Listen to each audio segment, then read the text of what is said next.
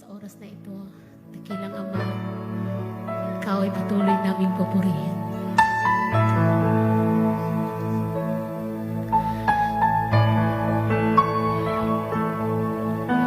Sadyang kay buti ng ating Panginoon, magtatapat sa habang panahon, maging sa kabila ng aking magkukulang, biyaya niya'y patuloy na laan. Katulad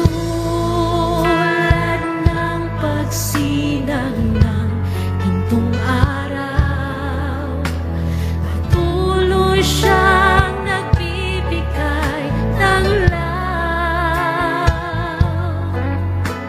Kaya sa puso ko't damdamin, katapatan niya'y aking pupurihin. Dakila